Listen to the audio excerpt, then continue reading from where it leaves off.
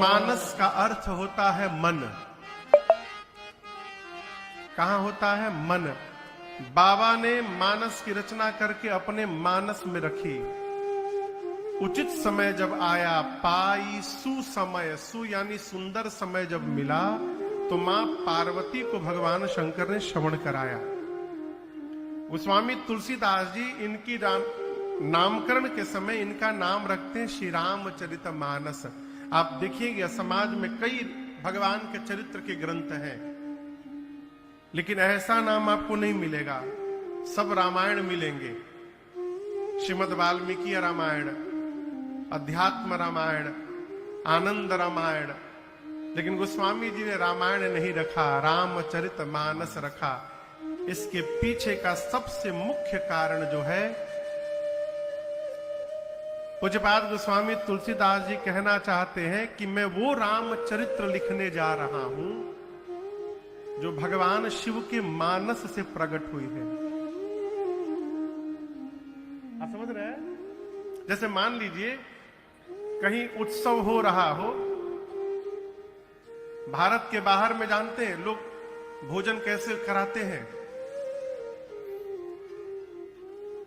एक बार मैं अमेरिका में था, अभी भी इसी साल, तो एक लोग बोले कि महाराज जी घर में भोजन दोपहर का हो ही जाए, तो वहां कथा रात को होती है। बोले ठीक है। दोपहर में गए तो उनके 10-12 मित्र आए थे। तो ये देखकर मुझे बड़ा आनंद आया कि सब भोजन उनके घर में नहीं बना था। एक सब्जी कोई अपने घर से बना के लाया, दूसरी सब्जी कोई दूसरा व्यक्ति अपने घर से बना के लाया। उनके घर में केवल पूरी छाना गया है, हलवा केहू और ले आइल बा, मिठाई केहू और ले आइल बा। एक एक आइटम सब अपने अपने घर से बना के लाए और वहां सब मिला करके प्रसाद पाली, आनंद हो गया। उसी प्रकार कल्पना करिए किसी के घर में उत्सव हो और 5 घर से गुलाब जामुन आया हो, और उसी में कोई एक घर गुलाब जामुन का स्पेशलिस्ट हो। मतलब ऐसा गुलाब जामुन कि गुलाब जामुन में चम्मच रखते चम्मच धंस जाए, इतना सॉफ्ट हो। तो चलाने वाले कहेंगे अरे इसको खा के देखिए, ये उनके घर से आया हुआ गुलाब जामुन है, ये उसका परिचय होगा। उसी प्रकार रामचरित्र तो संसार में बहुत लोगों ने लिखा, लेकिन गोस्वामी जी कहते हैं मैं वो रामचरित्र लिखने जा रहा हूं जो इस रामचरित्र के स्पेशलिस्ट है। कौन? भगवान शंकर। बाबा के मन से जो रामचरित्र प्रकट हुआ है, मैं उसकी रचना करने जा रहा हूं, इसलिए इसका नाम श्री रामचरितमानस हुआ। क्यों? ये मेरे मानस से प्रकट नहीं हो रही है, ये महादेव के मानस से कथा प्रकट हुई है, इसलिए इनका नाम रामचरितमानस हुआ। आपको समझ में आई बात? दूसरा कारण, मानस का अर्थ होता है मन। गोस्वामी तुलसीदास जी नामकरण किए श्री रामचरितमानस, अर्थात ये श्री रामचरित्र जनमानस के मानस में जब तक प्रवेश नहीं करेगा तब तक उसका प्रभाव समाज में दिखाई देने वाला नहीं है। इसलिए नामकरण किया श्री रामचरित्र मानस, यानी मानस पर पूरा रामचरित्र उतर जाए, इसका नाम रामचरितमानस है। महापुरुषों ने कई चिंतन दिए। गोस्वामी जी कहते हैं सुनने से होगा क्या? सुनत श्रवण पाय विश्राम, सुनत श्रवण पाय विश्राम। गोस्वामी जी कहते हैं इस चरित्र को श्रवण करने मात्र से मन को विश्राम की प्राप्ति हो जाएगी। अभी हम लोग परसों दिल्ली कथा पूरी किए हैं, दिल्ली, वहां से कथा करके सीधे यहीं आए हैं। वहां एक पत्रकार ने प्रश्न किया कि महाराज वर्तमान समय में समाज में लोग डिप्रेशन में बहुत जा रहे हैं। इसका कारण क्या है? आदरणीय डॉक्टर साहब बैठे हैं यहां पर। अच्छा, ये अभी वर्तमान समय में डिप्रेशन का प्रभाव बहुत अधिक पड़ा है। पहले आप सुनते थे कि आज से 20 साल पहले, 25 साल पहले कि फलानवा डिप्रेशन में चल गई बा, सुनते थे, सुनाई पड़ता था? नहीं। क्यों? उस समय आज इतना जीव समृद्ध भी नहीं था। उस समय अभाव में लोग रहते थे, लेकिन अभाव में भी आनंद में रहने का स्वभाव बना हुआ था, इसलिए डिप्रेशन कोसों दूर रहता था। डिप्रेशन क्यों होता है समझिएगा। हम जो वर्तमान में हैं, हम उसको स्वीकार नहीं करते। हम जहां पहुंच नहीं पा रहे हैं, उसी की कल्पना दिन रात करते रहते हैं, इसलिए हम डिप्रेशन के शिकार हो जाते हैं। ये कथा कहती है, वर्तमान को स्वीकार करके वर्तमान में रहने का स्वभाव बनाइए। भविष्य ठीक न किया जाए, आज को ठीक किया जाए। यदि हर मनुष्य अपना वर्तमान ठीक करके रहने लगे, तो आने वाला भविष्य अपने आप ठीक हो जाएगा, क्योंकि भविष्य भी जब आएगा तो वर्तमान ही बनकर आएगा। वो आएगा आपके पास तो कल आएगा, तो आज बनकर आएगा, कल नहीं आएगा। ये कथा विश्राम की प्राप्ति कराती है। विश्राम का अर्थ, विश्राम यानी 2 घंटा सो के उठ गए, ये विश्राम नहीं है। विश्राम क्या है? एक संत हुए पूज्य गीतानंद जी महाराज कहते हैं, विश्राम क्या है दर्शन करिए। हर हाल में खुश रहना, ये विश्राम है। हर हाल में खुश रहना, संतों से सीख जाए। हर हाल में खुश रहना, संतों से सीख जाए। हर हाल में खुश रहना, हर हाल में खुश रहना, संतों से सीख जाए। हर हाल में खुश रहना, संतों से सीख जाए। महफिल में जुदा रहना, महफिल में जुदा रहना, संतों से सीख जाए। महफिल में जुदा रहना, संतों से सीख जाए। हर हाल में खुश रहना।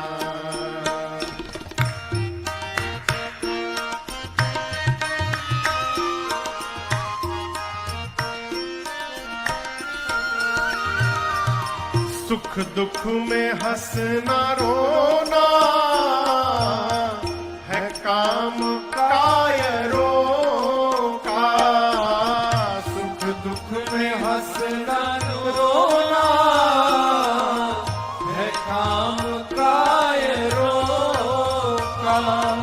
सुख दुख में हंसना रोना, है काम कायरों का। सुख दुख में हंसना रोना, है काम कायरों का। परंतु दोनों में मुस्कुराना,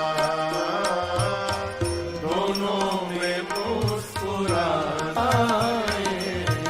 हर हाल में खुश रहना।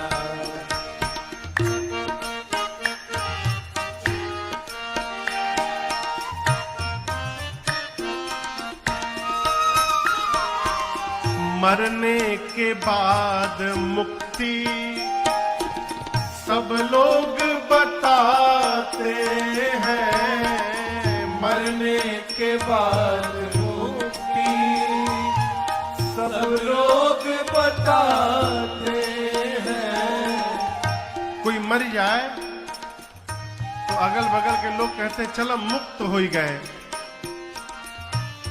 देखने गए थे कहा कि मुक्ति मिल गई। आप बताओ, मरने के बाद मुक्ति नहीं होती।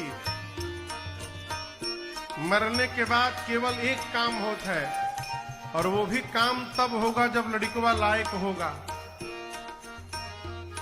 जानते कौन काम? तेरही। और वो यदि भारत के बाहर बैठा है तो फिर भगवान मालिक है। कौन तेरही हुई? मरने के बाद मुक्ति सब लोग बताते हैं। मरने के बाद मुक्ति सब लोग बताते हैं। परंतु जीते जी मुक्त रहना, जीते जी मुक्त रहना संतों से सीख जाए।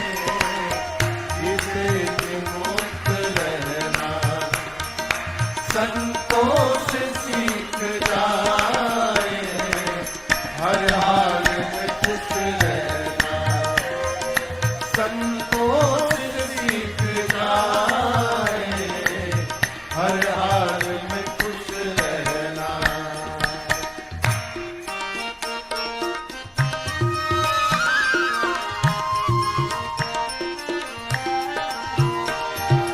दुनिया के लोग दौलत पाकर के मुस्कुराते। दुनिया के लोग दौलत पाकर के मुस्कुराते। दुनिया के लोग दौलत पाकर के मुस्कुराते। दुनिया के लोग दौलत पाए। हर हाल में खुश रहना। हर हाल में खुश रहना। हर हाल में खुश रहना। ये विश्राम है क्या? हर हाल में खुश रहना। भगवान श्री राम के चरित्र को श्रवण करने से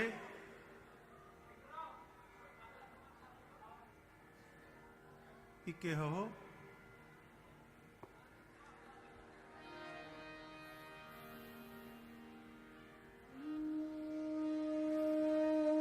एक जगह हम कथा गाने गए बहुत पहले, तो वहां इतने व्यवस्थापक हो गए थे कि पूरी कथा वही लोग डिस्टर्ब कर डाले। श्रोता चुपचाप बैठे थे और वही केवल कोई चिल्लाएगा नहीं।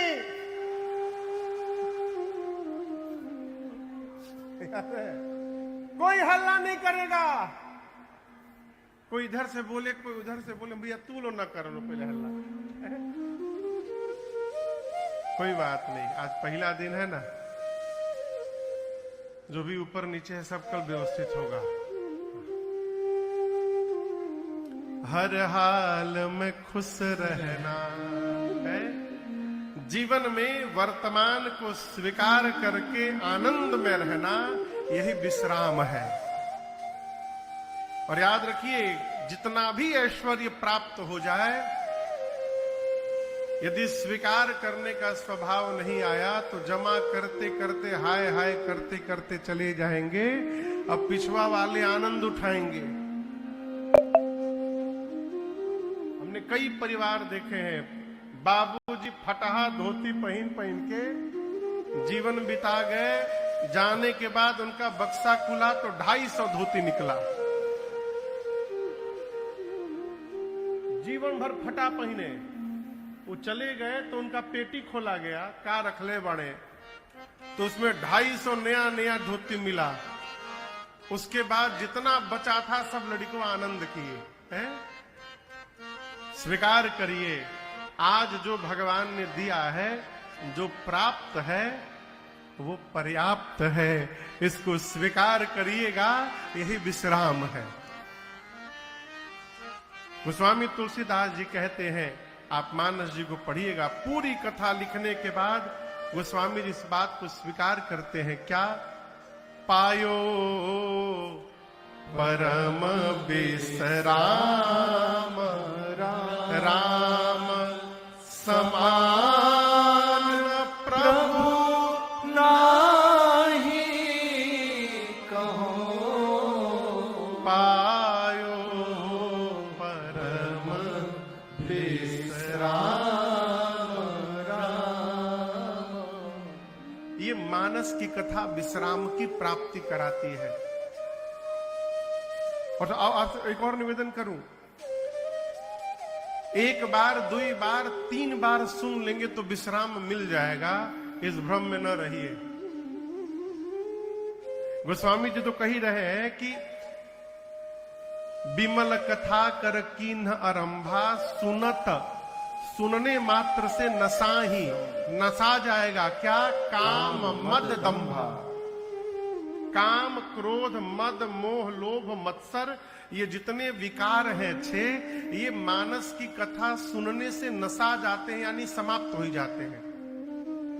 कई लोगों को पर्सनली मैं जानता हूं जो 40-40 साल से कथा सुन रहे हैं, पढ़ी रहे हैं, लेकिन क्रोध आज तक समाप्त नहीं हो पाया।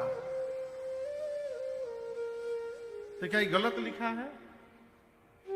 यदि सही लिखा है तो समाप्त क्यों नहीं हुआ? ये बड़ा अद्भुत विषय है।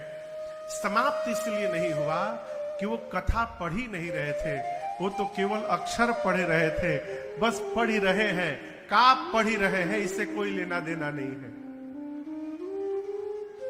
हमारे गांव बगले में है, बहुत दूर नहीं है यहां से, मैक्सिमम 1.5 घंटा, 1-1.5 घंटा। एक बार अपने क्षेत्र में एक जगह मानस पाठ हो रहा था, मैं भी गया था, मैं बैठ के सुन रहा था, 5 मिनट ले गया था मैं।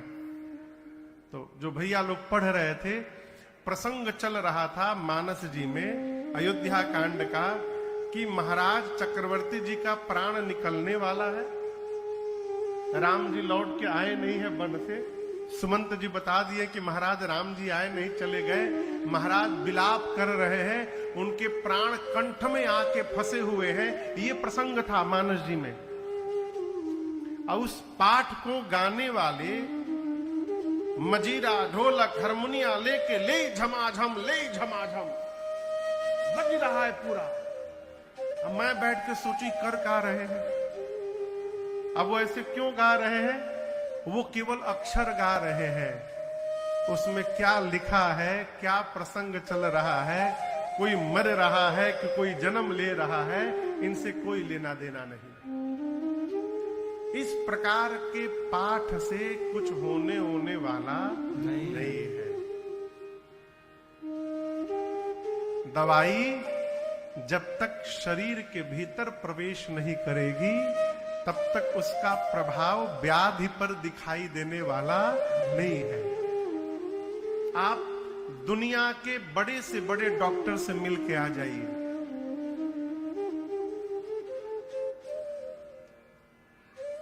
अमेरिका से आ जाइए, लंदन से आ जाइए, कहीं से भी आ जाइए,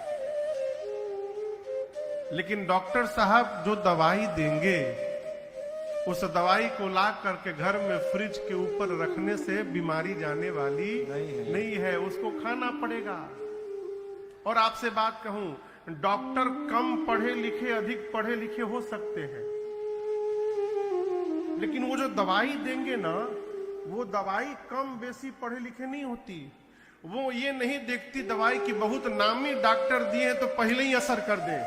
डॉक्टर साहब, छोट डॉक्टर दिए हैं तो 1 हफ्ता बाद असर करेंगे, ऐसा होता है क्या?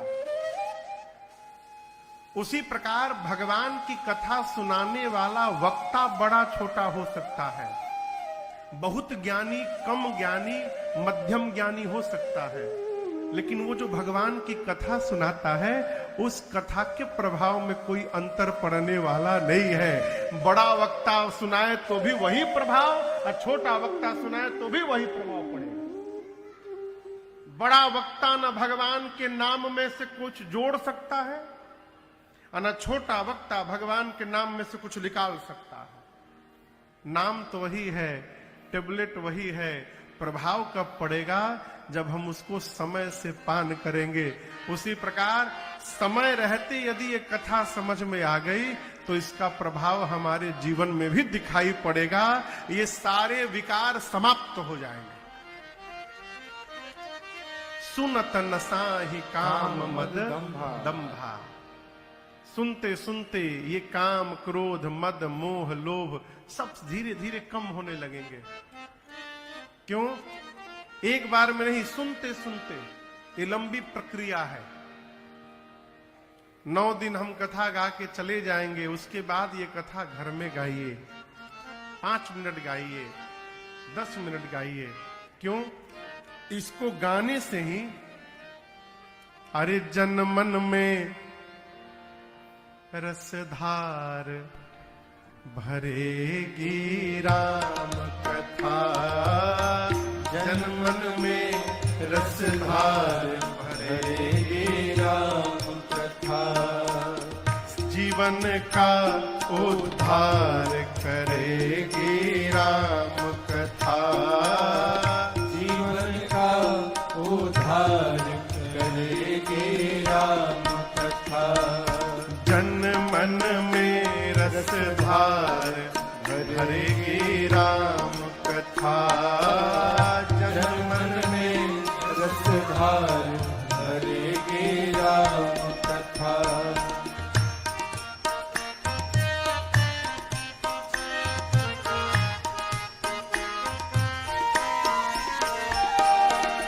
राम लखन प्रिय भरत शत्रुघ्न संग जानकी अंजनी नंदन। राम लखन प्रिय भरत शत्रुघ्न संग जानकी अंजनी नंदन। हाँ, राम लखन प्रिय भरत शत्रुघ्न संग जानकी अंजनी नंदन।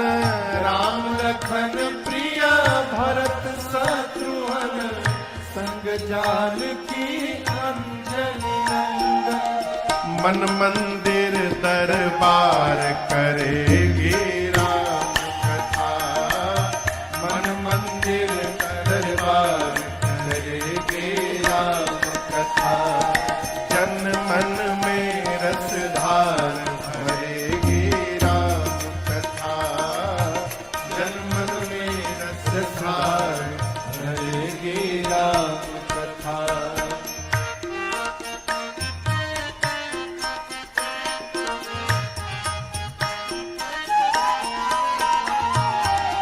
कथा जीत है, हार नहीं है, मिलता तुरंत उधार नहीं है। कथा जीत है, हार नहीं है, मिलता तुरंत उधार नहीं है। अच्छा, एक प्रश्न का उत्तर दीजिए। किसी व्यक्ति से आप पहली बार मिले और पहले दिन ही उससे उधार मांगिएगा तो देगा?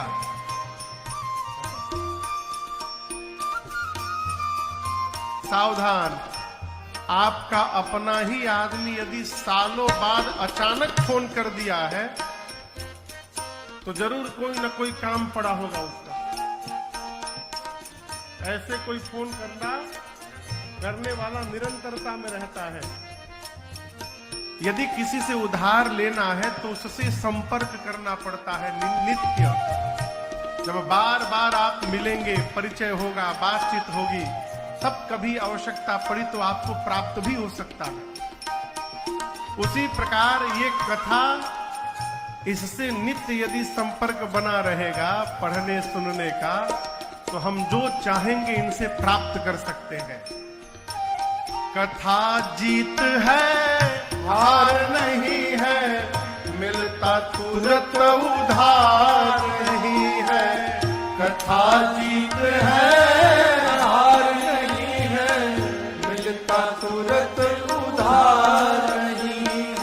सफल नगद व्यापार करेंगे राम कथा, सफल नगद व्यापार करेंगे राम कथा, जन मन में रसधार भरेंगे राम कथा, जन मन में रसधार भरेगी राम कथा।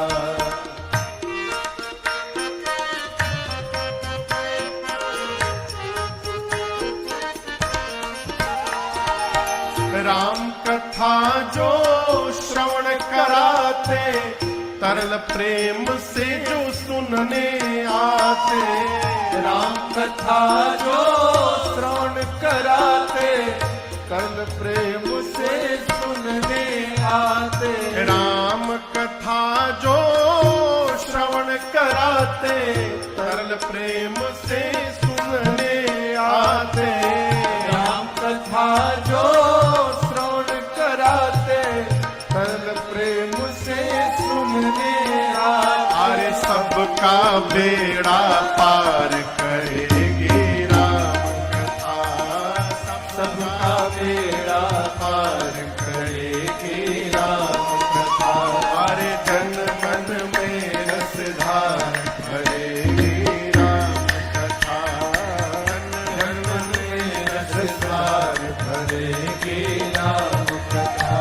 अब मन मंदिर दरबार करेगी राम कथा, मन मंदिर दरबार करेगी राम कथा।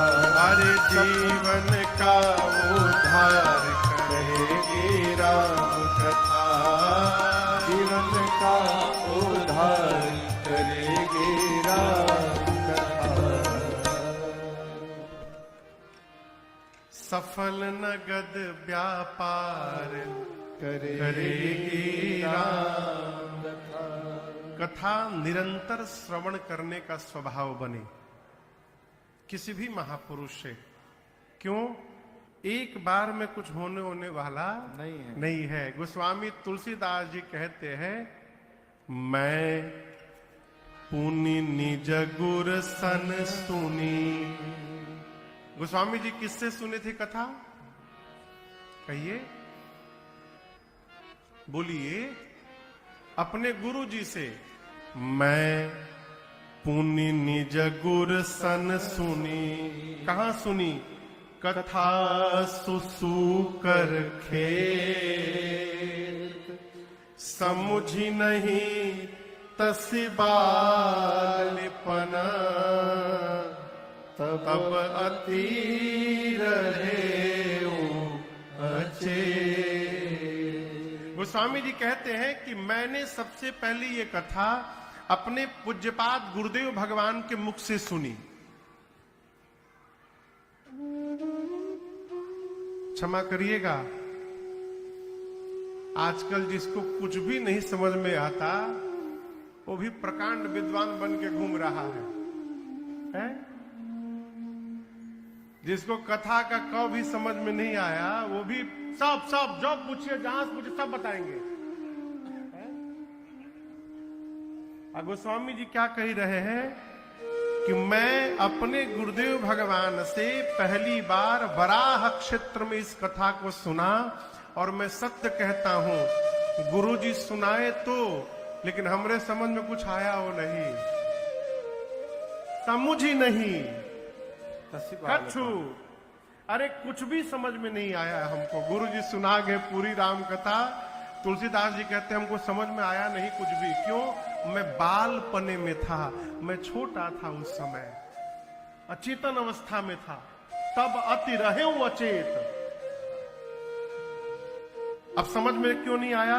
क्योंकि ये कथा श्रोता बकता ज्ञान निधि, कथा राम के गुरु। आपसे बताऊं, पहले ये लिखने की परंपरा नहीं थी। आप स्मरण करिए, आज से 20-25 साल पहले,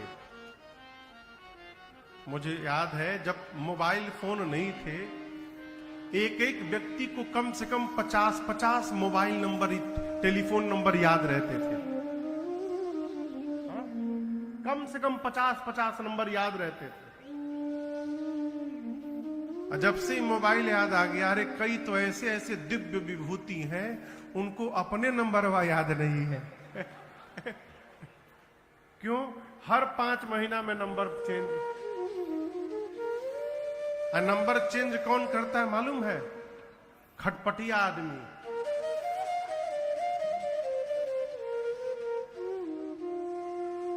पहले के समय में था कि आपके मित्र जितने आपके पुराने हैं, जितने वर्षों से आपके मित्र हैं, वो आपकी प्रामाणिकता को बताता था। वर्तमान समय में आपका मोबाइल नंबर जितना पुराना है, वो आपकी प्रामाणिकता को बताता है। जितना खटपटिया आदमी है, उनकरा से पैसा, उनकरा से पैसा, उनकरा से पैसा, 10 जगह से पैसा लेके 5 महीना में नंबर चेंज, अब खोजत रहा।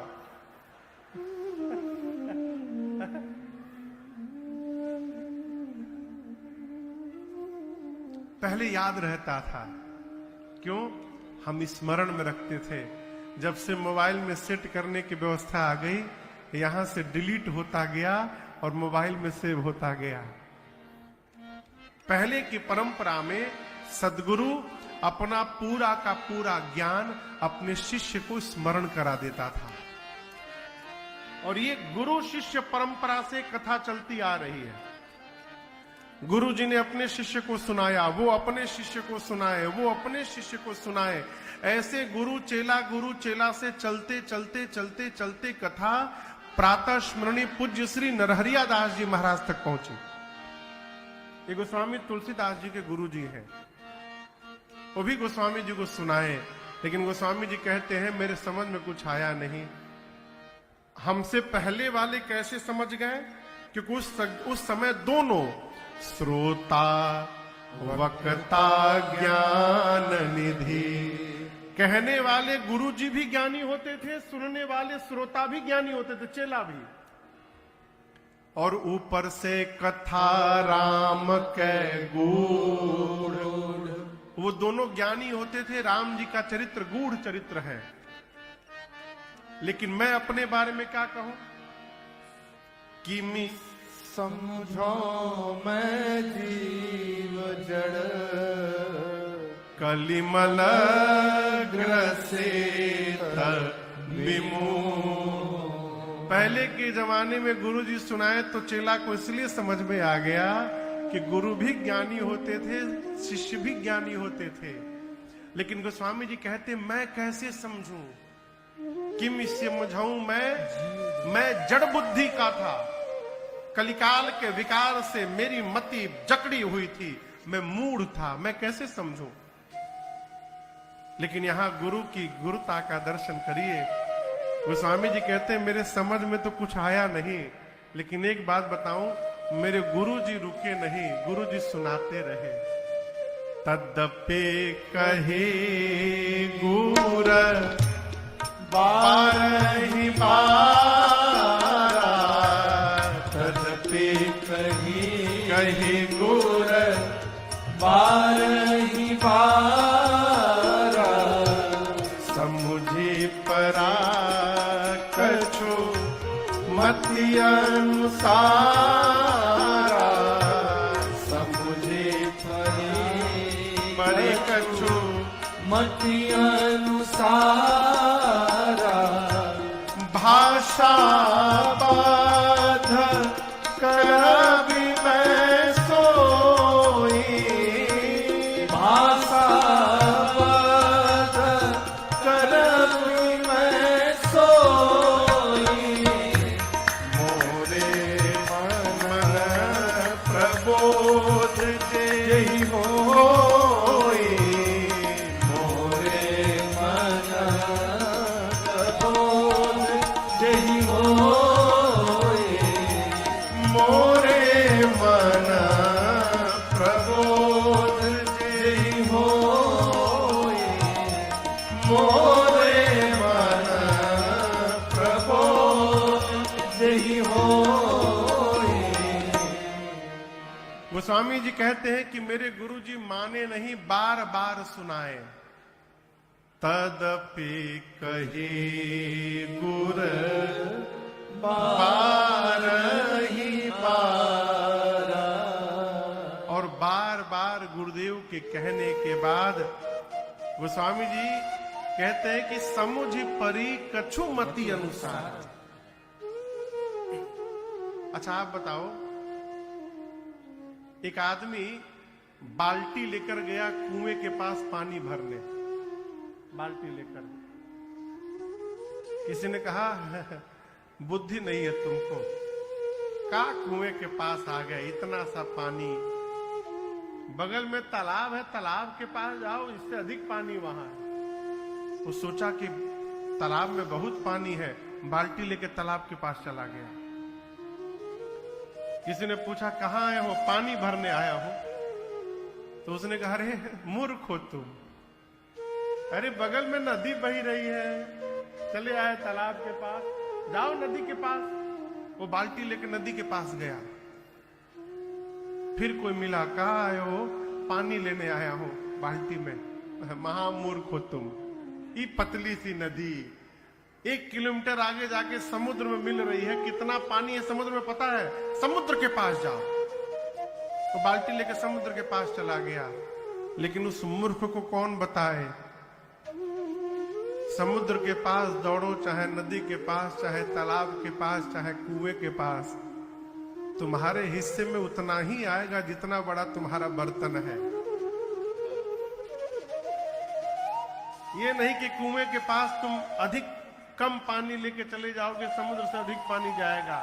आप चले कहीं जाइए, आपको प्राप्त उतना ही होगा जितनी आपकी पात्रता है। पात्रता से अधिक प्राप्त होने वाला नहीं है। गोस्वामी जी कहते हैं गुरु जी ने बार बार सुनाया, मेरे समझ में कितना आया, समुझी परी कछु मति अनुसार। बाबा कहते जितनी मेरी मति थी, बुद्धि थी, उसी के अनुसार थोड़ा सा समझ में आया। और जो थोड़ा सा मुझे समझ में आया है, उसी को मैं यहां पर भाषाबद्ध करने जा रहा हूं। मैं एक दिन सोच रहा था, बाबा थोड़ा सा समझे तो ये लिखे थे, यदि पूरा समझ गए होते तो क्या लिख देते भगवान जाने।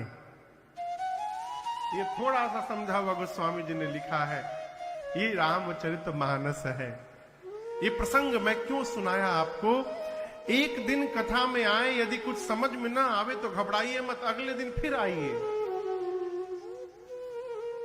जिस पानी से बूंद बूंद पानी टपकता है नल से, नल देखे है ना, कई नल का भीतर का वो वॉशर की क्या कहते हैं उसको, वो खराब हो जाता है ना, तो कितनो टाइट करिए उससे पानी टपकता है। ऐसा कोई नल हो जिससे बूंद बूंद पानी गिरता हो, 2-3 साल बाद उस नल के पास जाकर देखिएगा, जहां पानी गिर रहा है वहां नीचे पत्थर में आपको छिद्र दिखाई पड़ेगा। दिखता है ना। किसी से कहिए कि बूंद से पत्थर में छेद हो गया, कहेगा मूर्ख बना रहे हो। लेकिन एक ही स्थान पर जब बार बार बूंद टपकता है तो बूंद में भी वो शक्ति है कि पत्थर में छिद्र कर दे।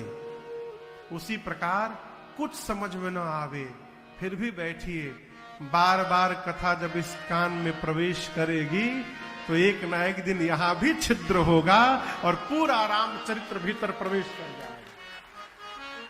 निरंतरता बनी रहे। गोस्वामी तुलसीदास जी ने श्री रामचरितमानस में 7 कांड लिखे। बाल कांड, दूसरा कांड बोलिए, जोर से बोलिए थोड़ा, अयोध्या कांड। उसके बाद अच्छा, किसके किसके घर में रामचरितमानस है?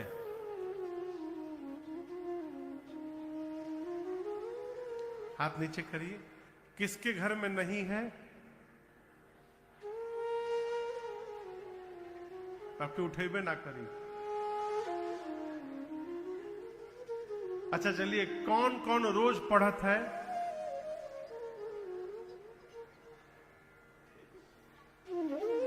तनी कैमरा घुमैया हो ओने की ओर।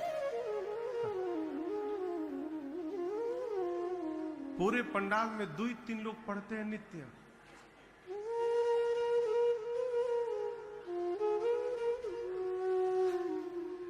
अब बताइए हम कहा सुनाएं आपको। मानस जी को लाल कपड़ा में बांध के और रोज आरती उतारने से कुछ होने वाला नहीं है। आप समझ रहे मेरी बात को? एक आदमी हर रविवार को अपने हितई जाए, अपने रिश्तेदार के घर। वो सूची बनाया था भैया, 55 रिश्तेदारों की सूची बनाई थी उसने। साल में कितना त्योहार होता है?